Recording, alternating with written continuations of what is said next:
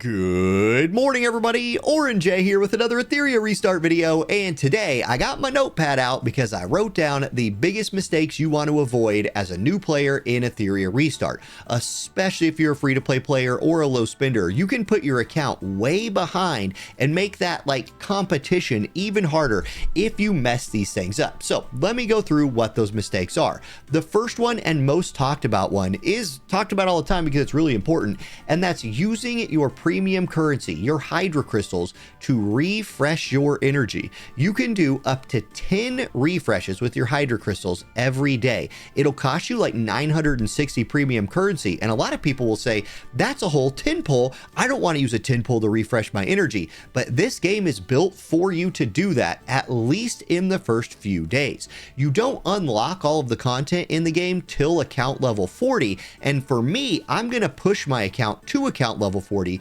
doing refreshes. Many people suggest stopping at 35. That's fine as well, but you just won't get to play the game enough in those early days if you're not using your premium currency to refresh your energy. Now, there's another problem people will do with energy early, and that's using their stamina potions, or it looks like a stamina Ozempic injector that you just stick in your gut or whatever. Anyway, too many people are using these early on.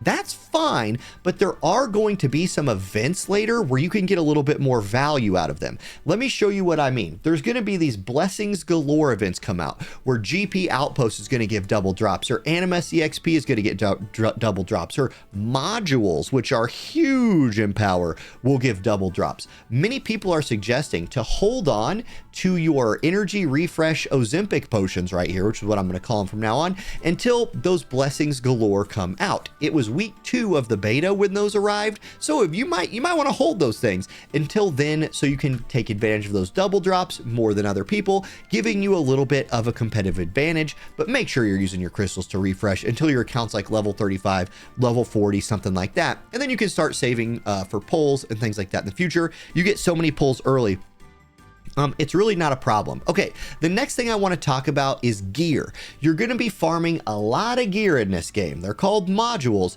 and you want to make sure you're leveling up the right ones. So watch this. Let me sort this by rarity, and let's take a look at these. They're all going to be sorted by like color. Let me get my big face out of the way when I'm talking about this.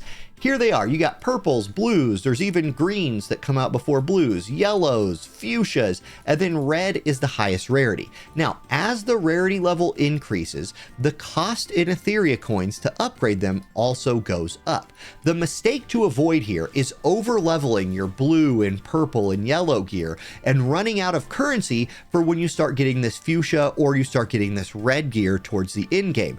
This stuff is the most powerful, and the biggest difference between them is the stats. Like, you just get so many more stats from the red tier than you do even from like the yellow tier or the purple tier. So my recommendation here is when it comes to like the purple and blue tier, only really take these to like level 6, unless you just have a piece that is like absolutely rolling perfectly, then maybe take that to like level 9, but I wouldn't take any piece of purple gear really past there. With your yellow and your fuchsia gear, feel free to take that to like level 9 or level 12 if it's rolling really well. And if you have like a yellow piece of gear or a purple piece or a fuchsia, gosh, why did they put two almost the same color in the game? If you have a yellow piece or a fuchsia piece that's like really almost perfect and you really want to take it to 15, that's fine, but you don't get a very good value. Like, if you have to like scrap that later for coins, you'll get like 20 or 40% of what you put into it back, so that's not very good, and you just don't want to be starving for Etheria coins once you start unlocking this red tier of gear. Like, for example, if I look for attack bonus as a main stat and then go back up to the top, if I fully level, and this is just a test server so I don't care about wasting this stuff, I'm going to fully level this purple piece of attack gear all the way up. I get 33% attack for that. If I have a red piece here and I spam that thing to level 15, at level 9, I'm already past 33%, and at level 15, I'm at 50%. So it's significantly better investment right there. And this one rolled really heavily into speed and effect accuracy. That's actually a pretty damn good piece of gear, but it's a test server, so who cares? Now, that same advice also applies to shells. You're going to be farming a lot of shells in this game. So let me sort by the not red ones first. with these early shells, there's some really good ones. And I have a whole video about like which of these shells are good early game, which of them are bad. You just don't want to over level. Gosh dang it. Oh, good. You don't want to over level these early shells. I suggest leveling them if it's a great one like an Agent Lizard or a Budo Panda, something like that. Feel free to unlock the second passive by going to level 20 and ascending them at level 20, because then you unlock passive number 2, which can have something like Shadow Dash on it, give your character a little bit of speed.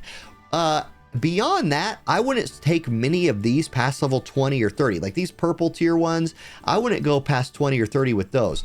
You will get some yellow tier ones, specifically the really good ones like Twilight Knight and Black Fang, that you can go ahead and level all the way up, but make sure you're paying attention to like getting your speed passives in slot 2, and don't waste a bunch of materials. Like watch this. I'm going to go ahead and put the mythic ones back on the screen here, so I give you another little tip here. You can re-roll the passive effects on these shells, but it costs these reconfiguration chips, and it costs you the training data, which is what it takes to level it up. So don't mess around on a shell that you're not going to keep forever and waste a bunch of your EXP trying to get your like better version of Shadow Dance. This is a completely RNG system. Like, right, I would, if I took this reroll that I just did, I would have just turned 17 speed into shield provided plus 4%. That is a really shitty trade-off. So at the end game, at the very end game, you're going to want to be doing this with your like best shells, but don't waste materials on the early game. Get good shells. Hopefully you get some speed in that second slot, but I wouldn't waste too much of my materials leveling up those early ones. Okay, another big one. As you're farming, you're going to always want to be running background farm in this game. And maybe you're farming modules from Doki Doki, and you have an account on day 1 that can like clear hard 3. You're like, yep, I went in here and I beat hard 3 Doki Doki. But on auto, you only win like 2 or 3 or 4 out of 10 times. Look, every time you lose, you are wasting 1 energy, because you get 9 energy refunded on a loss, but it takes 10 to do the fight. That might not seem like a big deal, but this is a game where you are literally spending Hydra crystals to like refresh your energy early. So don't waste 5 or 6 energy because you take 5 or 6 L's on an auto background farm. It's much better to just go farm hard 2, or go farm some other content that's the hardest you can farm, but where you're winning about 8 out of 10 times, maybe 9 out of 10 times. If you waste 1 energy here or there, that's not a big deal, but you need to be consistently winning your background farms. This is a mistake I made during the beta, because I could like, I think there was a day where I could farm like Nightmare 3 Doki, but I could win like only 3 or 4 times. And one, it took a really long time for those background repeats to finish. So I ended up like farming all day long, which is not reasonable for most people. And I wasted a boatload of energy, which hurt me. I should have just farmed Nightmare 2 instead. Right? But that's that tip. Don't waste energy taking losses on background farm. Next big tip, next thing not to mess up, join a union as soon as you can. So unions right here give lots of free rewards every day. This is a game about resource management. You're going to get to fight the guild boss. You're going to get to do your daily check-ins for, you know, stability. There's literally energy in here, union coins, which you can use in a shop, honor points, which you can use in a shop, and you could do the union assist, which probably not, well, people are doing it here. Look, I can give old Zebo here a coin, and he gets a shard of the character. I don't remember what the character was. Let's say I pick Lilith. I can put Lilith in here, and people can give me these tokens, and I can get a dupe of Lilith after a long time. But it's a free dupe system that you can take advantage of right away if you join a union. So highly recommend joining a union. Another tip that people mess up is skipping PvP. I know a lot of people aren't like PvP people, right? They're like, that's not the part of the game I like. I don't enjoy the arena. Well, look, guys, this is a game. First of all, this arena, this like regular arena right here, you're just fighting a defense anyway. It's a static defense somebody set. So this isn't like, you know, intense PvP action. And if you go to the arena shop, look at what you can get. A perfect lattice. You should absolutely get that. Evolution lattice. Yes. Shadow prints, prototypes, EXP material.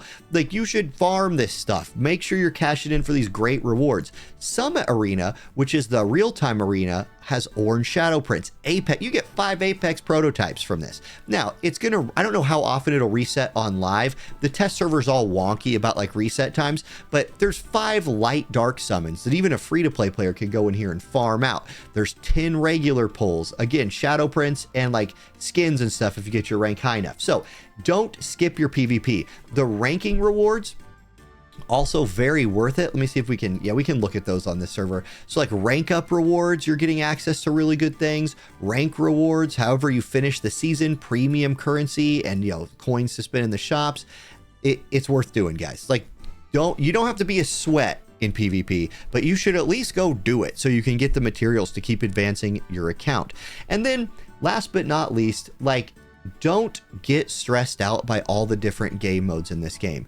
There is a lot going on. The game is going to throw a lot of things at you at the beginning. Just keep progressing the story, keep clearing whatever the hardest content you can currently clear is. And if you're getting stuck on something like a Doki Doki fight or a Terramaton fight, or you finally unlocked Fabian and you want to start farming Fabian for some of these sweet, you know, Twilight Night shells, there are so many guides on the internet. Pridewin has guides, my channel has guides, other content creators, whatever.